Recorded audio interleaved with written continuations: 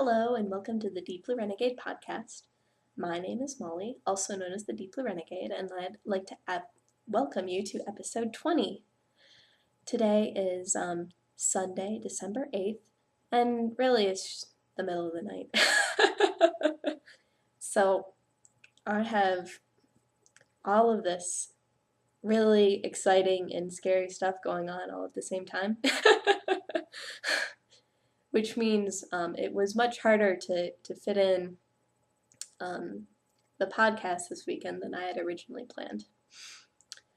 So I am recording whatever at 12:17 a.m. So it is barely Sunday, November 8th, or Sunday, December 8th. Oh my gosh. And I've been trying to think about what an appropriate episode name for this one would be, and I think it's probably going to be something along the lines of a week of goodbyes. Because this is actually going to be the last time that I'm recording in Albuquerque for the foreseeable future. I know, it seems unlikely that I will be returning to Albuquerque at any point. So this will be the end of this particular white wall. So be that what you may. So no coffee today because I'm probably going to be going to bed after this and let it churn through uploading. And I suppose it's probably time to get right into it. I have a finished object. Whoa. Okay. It did take trapping me on an airplane, but I did finish the Simplicity cardigan. The pattern is by Mary Annarella, and I use my Wool Misa in the Chim Chim Chimney colorway. And it is this, I was pretty worried this Monday when, because it was rolling like nobody's business. And I wanted to get some help from some of my knitterly friends as to what in the world I should do about it. And I was reassured that I was losing 3 inches in the length of the body due to rolling, so I gave it a bath and I laid it flat to dry, and it is in fact quite wonderful. So let me see if I can stand up awkwardly and sort of,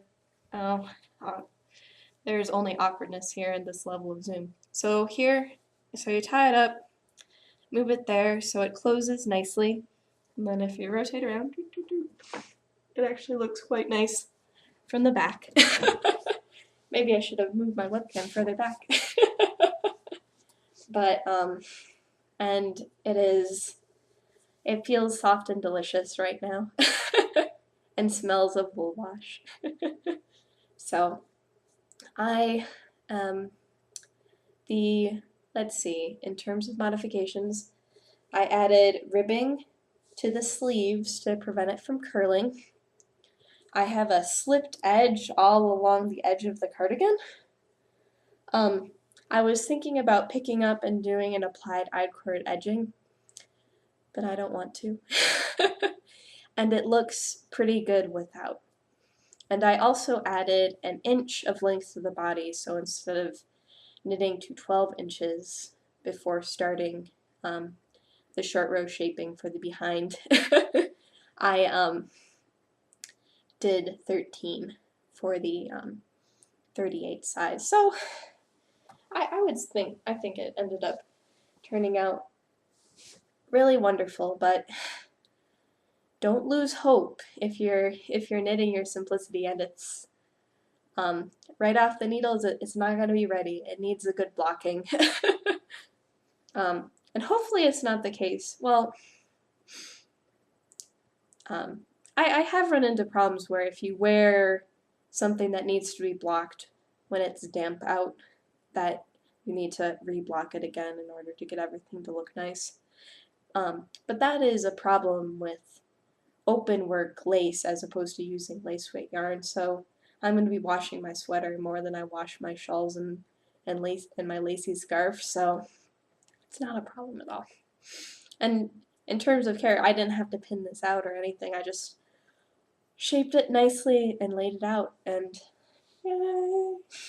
So I think I'm mostly going to end up wearing it open. And I realized when I was also wearing my daybreak with it as well that it has the ties on this, excuse me, have a very similar look to how my daybreak wears when I wear it like a kerchief. So, yay! I am very glad to have it off the needles because it seems like, well, I finished this December 1st while I was trapped on the airplane, which I sort of figured was going to be the case where you had to trap me on an airplane in order for me to finish the stupid thing. It's true. It's a lot of stockinette. No getting around it. And I didn't really want to add more length to it because more length would have meant even more ridiculously long rows. Now, a knitter that I admire, Lauren, she also knit the Simplicity, and I should have read her project notes before starting because it turned out that she had a couple of really great suggestions for modifications. So in order to make the ties longer, what you do instead of having a single increase, you do a double increase, and that is going to give you that more, a great deal more length. And now that I'm working on a project that involves double increases like that, it's like, oh my gosh, that would have been great, but you live, you learn. I'm not sure whether or not I would knit this pattern again. I have this gorgeous finished object now. I still have a ton of yarn left over because it's Wollmeise. So this, whatever. Let's see. Apparently it's too late right now for me. It was too late at 4. Today was not a day for math in my head. So if it cost $60 for this skein of yarn and I used about 60% of it, the cost of the yarn on this sweater is $35.40. I believe the pattern was $5 or $6. So $40 for a hand knit sweater out of nice stuff. Now I know that my time has as no factor in this particular price, but approximately $40 for something awesome like this, I'll take it. And that is the beauty of Wollmeise, is that as far as yarn is concerned, it's a really great value for indie dyed yarn, and it has really great colors, so it's sort of like there's no downside. Oh well, but you know me, I love my Wollmeise, so. And I decided to wear my yellow shirt today because I felt that it contrasted nicely with the blue, and that this is going to be probably get worn quite a bit because it's just a very versatile sweater. So hurrah! So I will show you the work in progress, or I'll launch into works in progress now. I am still working on the little Bonbon socks. This is where I am at right now on the well, technically speaking, the first sock. The second sock is already completed and is perfect. I had a little bit of a boo-boo when I was doing the heel turn. I was supposed to be doing Eye of Partridge across the entire heel turn, and it appears that I neglected to do some of that. And I am in the instep chart now. I still have probably a decent way to go before I am done decreasing away the gusset. Let's see. 1, 2, 3, 4, 5, 6, 7, 8, 9. Okay. Oh, actually, I'm gonna go back to. So I had 70 stitches on the second sock, so I better repeat that. So I still have 4, 8. So I still have 5 more decrease rounds to go on the gusset before I'm done with that. And I think it's the same length as the other one. I don't know. It's probably a case where having a longer gusset really isn't that big of a deal. Revi has actually released the pattern now. I think she released it, I think, Monday. So now my project page, which I linked to in my show notes, is linked up to the correct pattern. I believe it costs $5. And I believe that as testers, we worked really hard to make it worth that. So my design feature is the extra stitches in the back. So I'm glad that I was able to contribute in terms of that, though I still need to return the survey to Revi about my test knit experience and how much yarn I used and all that other fun stuff, but I would need to finish the socks.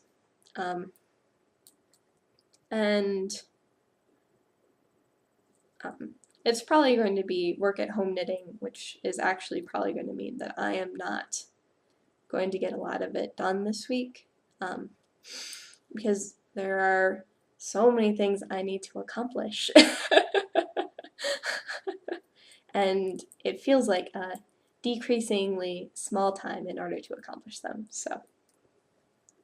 So my time at home is going to be largely spent containing all of the things and cleaning all of the things.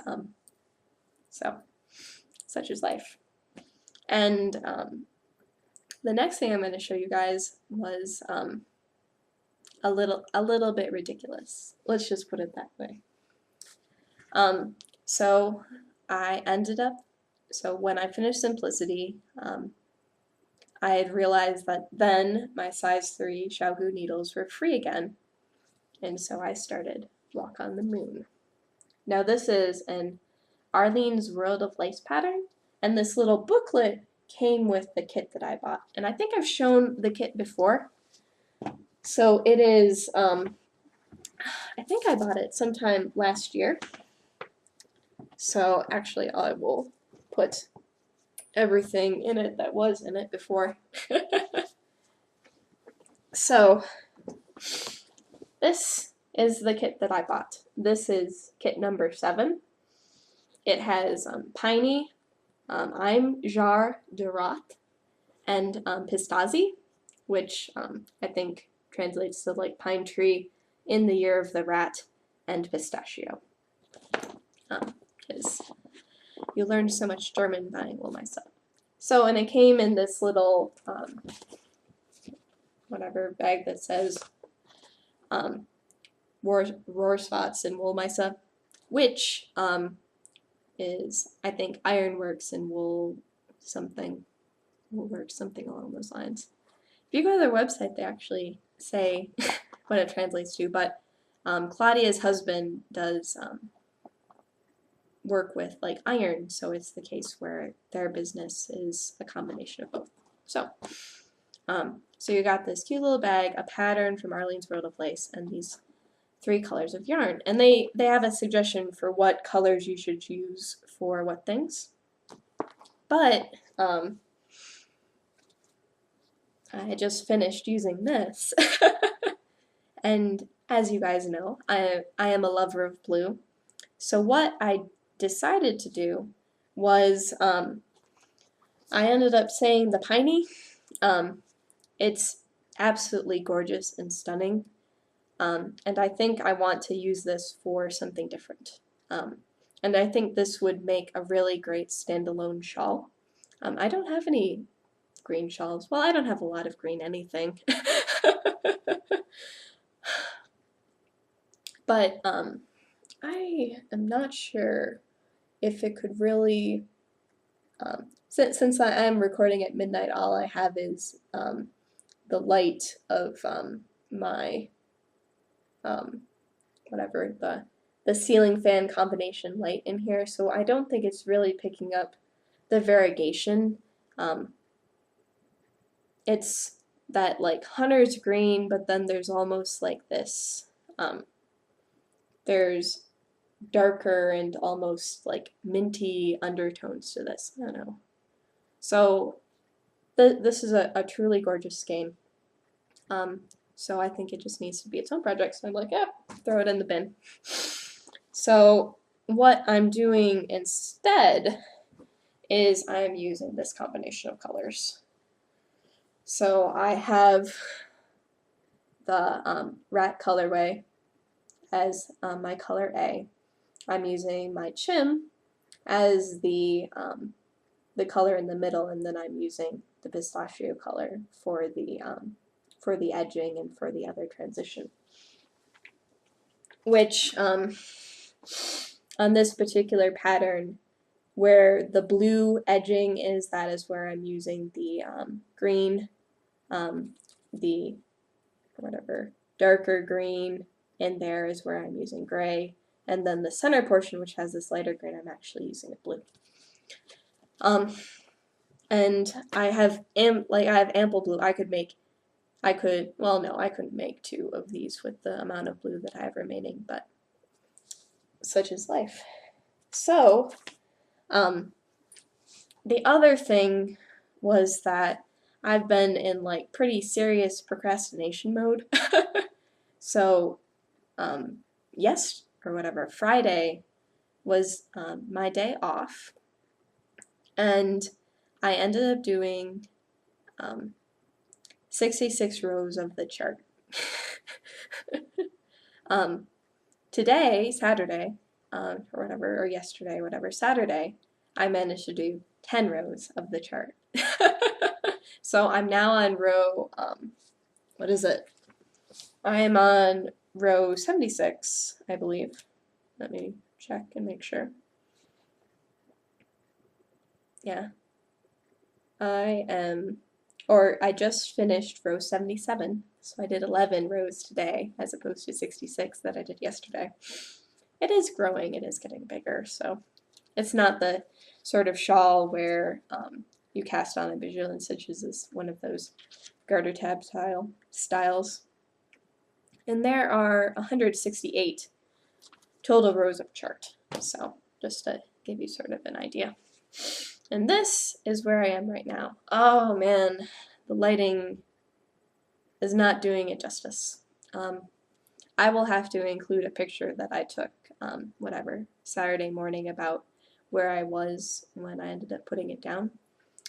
So the rat colorway ends up having a decent number, a decent like bluish tone to it, so that's why I sort of felt that it would look very good together. And as you go along, you sort of increase the amount of the other color as you transition, and then you go into whatever the third color, and there's a little bit of it, and then increasing amounts. So everything blends together really beautifully, and it's sort of like potato chip knitting, because then every row is maybe something a little new, or soon you're going to be getting to using a different color, and it just really sucked me in. It was like exactly what I wanted to do. So, so this is 77 rows in out of the 200 or the 168 rows. And then there ends up being a little edging, which is going to take however many rows. And I'm quite excited with how it's turning out. I definitely, it's probably going to be of the same hugeness as my Daybreak shawl, but I really have been enjoying wearing it a lot. I put all of my other shawls near my bathroom to block them, and I have felt more like knitting than kneeling on the floor and blocking my lace, so it would be nice to be able to block in Albuquerque because it's so dry here, so it quickly, since there's so little humidity, everything dries very quickly, but I'm just gonna let the chips fall where they may on that one. So I've been wearing my Daybreak all the time, and I really love its hugeness for whatever reason. It's like bordering between, well, it's just a ridiculous scarf anyway. So that this is also probably going to be equally as ridiculous. And it's been a lot of fun to do the different stitch patterns. So I don't know if you guys can see very well all the different ones that are coming together. But it's been really fascinating. So when you're in like the sunlight, for example, the contrast between the gray and blue is a bit more obvious than it is here. But whatever, that's what I get for recording really late or very early, depending on your person. It's really late, whatever. So, so that ended up getting quite a bit of attention, and because it is a lot more portable than the little Bonbons, it's probably going to be getting a lot more attention. We'll see how it goes. I do have a 13,000-mile drive to look forward to next week. So, and I suspect that my husband will be doing a good portion of that, so I'm sorry, dearest lovable one. So, and yeah, so that is Walk on the Moon by Arlene's World of Lace. There we go. And that rounds up the works in progress for the week. And I highly doubt I will be casting on anything new this week. I might end up pulling out a skein of sock yarn for just in case, like I run out of things to do in the car, but I think I've finally gotten the Walk on the Moon to the point where it will surely last me the car ride, so in which case I'm probably going to end up shipping my Boxo stash, because I'm trying to reduce the amount of things that are in the car, and the box of stash is in fact quite light because I get to ship 150 pounds. So I think what I'm going to do is cram in all my yarn, cram in the books, try to see how much fiber I can cram in, and then ship it back to Indiana. Because, well, let's face it, guys, it took me how many months to spin this amount of fiber? It took a long time. So, oh, that's an interesting question. I wasn't very descriptive in my show notes from the last week, because it has been 2 weeks since I podcasted last, because the last time I podcasted was in November, so I like tried to skim through the thing and be like, oh, I was still spinning this, and so this is the fiber remaining, the 3 ounces, or actually it's probably different than 3 ounces. It's 82 grams of the variegated BFL from Cat Knits. And I haven't started spinning the second half yet. But what I have been doing as sort of like a palate cleanser, for lack of a better word, is I have been plying the other one. So I started plying this in the airport, flying to Michigan. And I think I ended up working out a pretty good system for Navajo plying on a spindle. It's a little bit different to Navajo ply on a wheel, and what I found what works really well for me is to keep the loops of yarn very short, as opposed to on the wheel you might have bigger loops. It's sort of hard to show that on the screen size I have. So so this is how much I have plied so far, which is, I believe, a little bit more than half. I was plying this week while watching podcasts and stuff like that. And this is how much of the singles I have left. I can't remember if I showed you guys the finished singles or if 2 weeks between podcasts is far too long. So these are the singles. It's definitely much finer on the outside than in the center. I think I was getting pretty sick of spinning it. But I arranged the fiber in such a way where me getting sick of spinning it wasn't really going to adversely affect how much, wasn't going to adversely affect the relative distance between things, if that makes any sense. So I decided to spin the heavier thing first, which was 89 grams of fiber, because I didn't split it evenly when I ended up splitting it, so there was one chunk that was really huge, and I put that at the end. So I'll just do like a quickie demonstration of Navajo plying. This is obviously, but I just think it's cool. So, or just the finger motion involved in it. So, I'm wondering how well you guys are able to see this, just because it is pretty fine. It's definitely came out way finer than, oh, for some reason I think I'm trying to make super coils.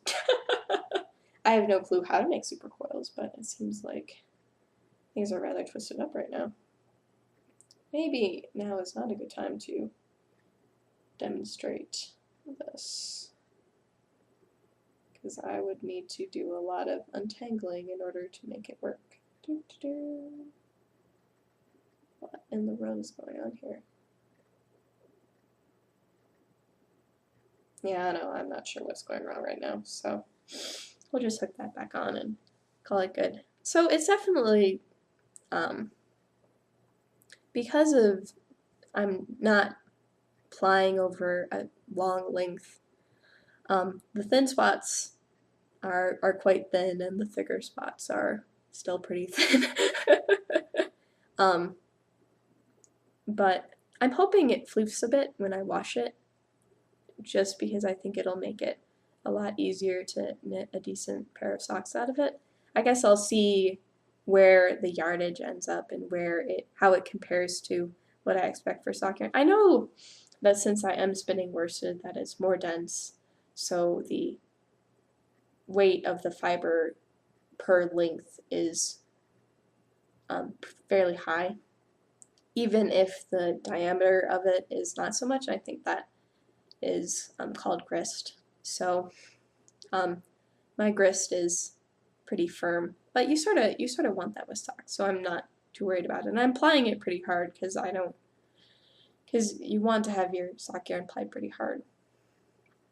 Overplied is a virtue in that case, not necessarily a detriment. So if I get any spinning time this week, it will go towards that. I do have a finished skein, and I know I didn't show this. So last time I was showing you how I was spinning the Chocolate Shetland Fleece, and this is the skein that I got. It is 84 yards of a cable ply. I had realized once I had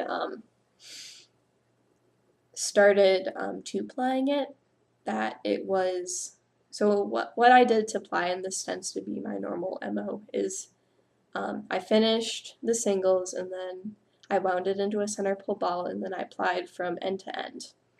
And I finished this center pull ball and it's like, no, it's too thin. I don't want to knit. I didn't want to knit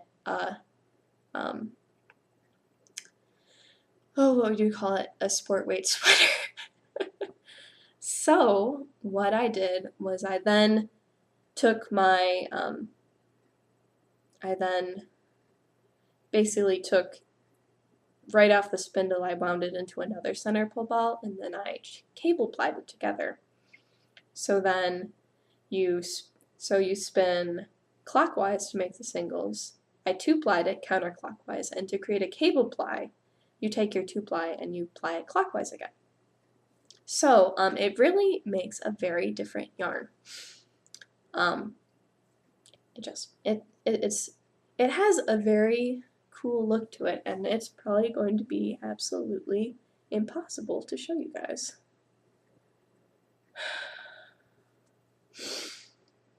Maybe if I just pull out one strand.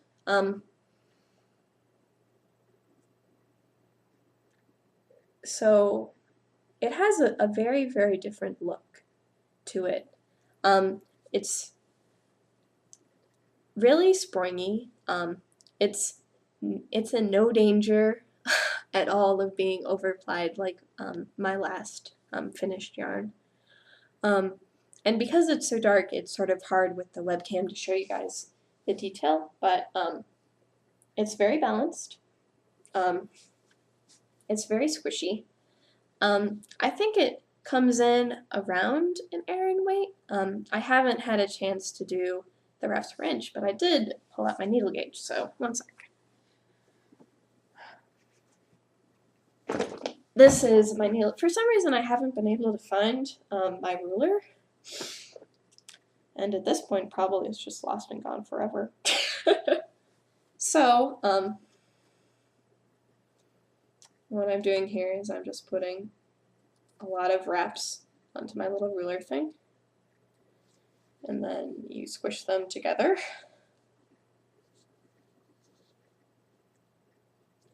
And what you're aiming for is touching, but not ridiculously over it. And this seems to be particularly thin in this spot, so if I look at 1/2 inch, I've got 5 wraps. So that means I'm coming in about 10 wraps per inch. Oh, I probably should have done this before I recorded. So 10 wraps per inch in that particular region. So let me look up my chart o' yarn.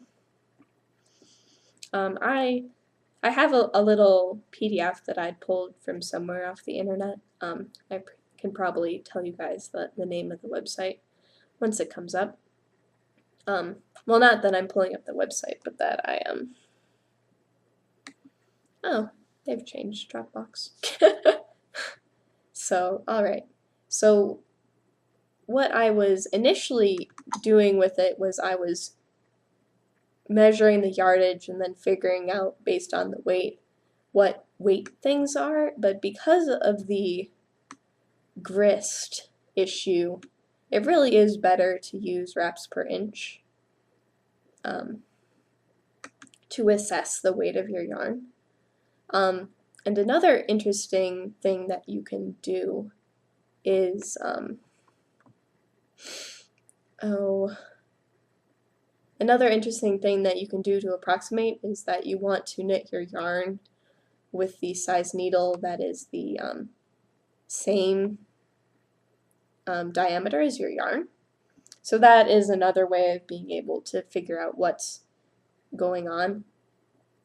Alright, so it is saying Aran weight is 6 to 10 wraps per inch, and worsted weight is 10 to 12 wraps per inch. So I'm assuming, man, that's a pretty big spread for Aran weight. And this is from Spinderella's Fiber Mill. So that's the little PDF that I use to basically assess that thing. So it's probably safe to say that this is an Aran to worsted weight, even though 2 ounces only gave me 84 yards, which would say if it was normal stuff that it would actually be like a bulky weight. So, full of craziness. So, I needed Aran weight to make this sweater. I don't know if I talked about my sweater plans, did I? Probably not. I'd been looking at 2 different sweater patterns. There's a circle sweater pattern that's a drops pattern, and even though drops patterns sort of are a little bit light on the instruction, my friend Brooke had a really gorgeous circle sweater, and you wouldn't think it would look good, but it looked really very wonderful. So then people are like, why would you want to knit that? Like, don't diss the circle sweater. It could be awesome. The other pattern I was looking at was actually a baby cocktails pattern called Mulled Cider. So both are overcoat jacket sort of things, which is a lot of yarn to spin on a spindle. Jyoti, I told Jyoti about my crazy plan, and she's like feeling sucked into the crazy. And so today was a day of goodbyes, so I went over to Brooke's house and bought the additional fleece that I needed in order to get the right amount of yardage for my sweater project of slightly narrowed down pattern, but let's just say I need 1,600 to 1,400 yards, and if 2 ounces was 84, this ends up, according to my calculations, being 31 ounces of yarn. And what I found from my first 10 ounces was that I had about 25% waste. So I added some safety factors, and then I ended up getting even more fleece. So I have 34 3/4 of ounces of fleece. And I don't remember if I showed you guys on the podcast what the fleece looks like completely raw. So here's a bag that I ended up getting from Brooke, and this is what we're talking about. Maybe I had showed you guys what the fleece looks like raw, but this, oh, the chunk is so huge. So this is what I'm working with here. And there's probably going to be a decent amount of whatever. There's a decent amount of seconds.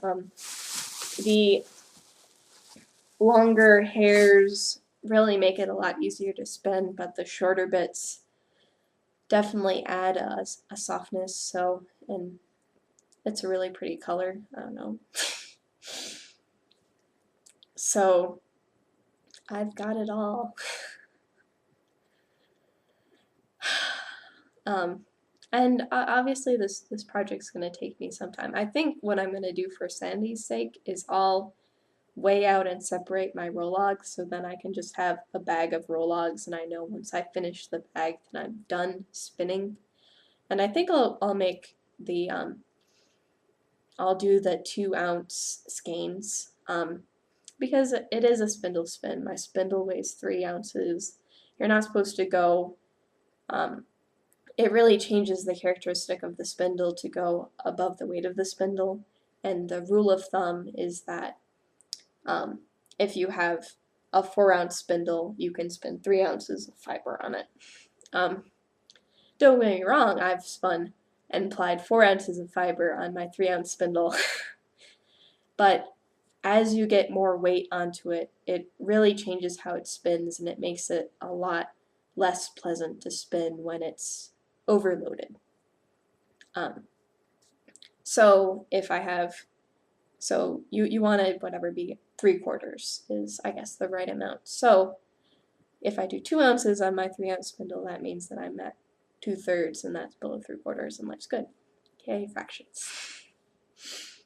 So, and I'm hoping, I had been hoping in order to do all of the fleece prep in Albuquerque, but at this point, I am not prepared to create such a ridiculous mess. And through the process of prepping the fleece, I've ended up learning a lot about separating out the seconds, how the best way to remove the hay. Oh, the hay, so bad. that sheep love to roll in the hay. You guys saw the hay. There's a lot of veggie matter in it, and I spent a decent amount of time pulling it out today before I ended up, whatever, weighing it. So give it a good shake, all that other fun stuff. So it's going to be an ordeal, but I would say the yarn that I got out of this was way better than I was expecting. That smells like wool wash. I use soak. I was using Yuliken for a while, but I think I like soak better for whatever reason. So I'm excited, but this is going to be a long project. And I don't know if I'm going to do it all on a spindle.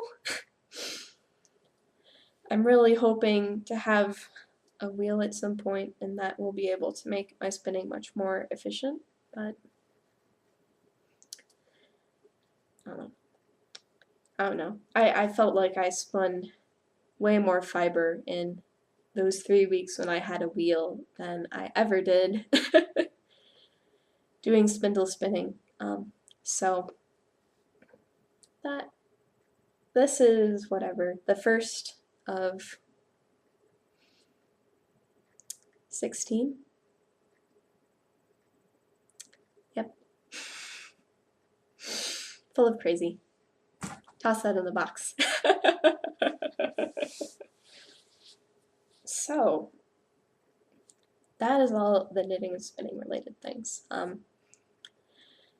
Well, aside from I've been in the process of saying goodbye to my job, all of the friends that I've met in Albuquerque, and sort of closing up this chapter in my life. So there are definitely going to be changes on the horizon, and I'm going to be a little bit cagey about talking about them.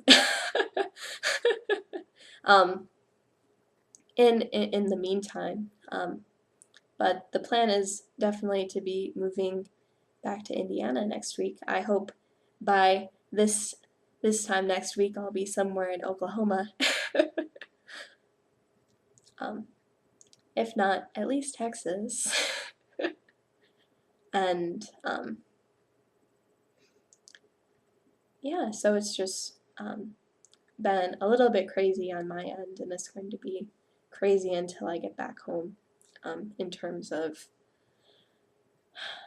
I don't know, getting everything done that I need to be accomplished. So I'm excited because I'm doing one last big New Mexico thing before for tomorrow, which is part of the reason why I decided to record now, is that I wanted to make sure to have as big and useful a block of time tomorrow. So I'll be meeting a friend who lives in Los Alamos and Santa Fe, and we're going to wander around the plaza and look at all the things, and then go to a fancy, award-winning sort of restaurant, and I'm very excited about that. I don't know, I'm a foodie. So to be able to go to a high-Fulton restaurant is high on the to-do list, for me at least. So that'll be, I'm really excited about that, and I'm really excited to be able to see my friend, because it's been probably at least 4 years. So that is the story there. So because of that, and then all of the things that I need to check off this week in terms of saying goodbye and cleaning up my affairs, have just made it crazy. I don't like being this crazy. I ended up having a really fantastic set of flights. It was way better than the last time I flew, though it's sort of hard to beat dreadfulness for sleeping in an airport.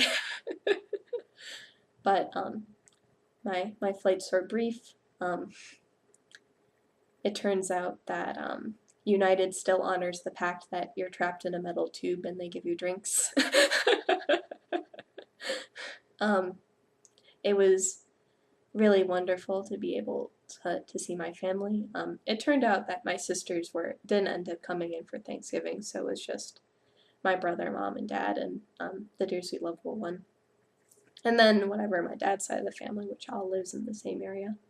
So it was good to be able to talk to them and share all the news and excitement. Because it had been since my wedding when I had seen them last, so it's been like a year and a half. It's been a while.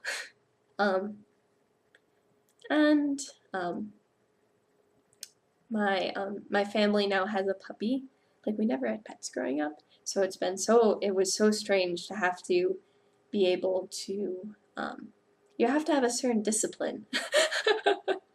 Now, the dog is only like 8 pounds and 5 months old, but probably not going to grow too much more. But the fact where, like, I can't have a dog. The puppy sort of liked to bite, so it was easier to not wear socks than to risk having holes put in my socks. And the other thing is that the puppy really loves toilet paper, so he always had to close the bathroom door. So then there'd be a case where we'd find toilet paper all over the place. So like, oh no, we're not following puppy discipline. Oh my gosh. But it was just very strange to have whatever, to see whatever my parents and family interact with a pet. Since, I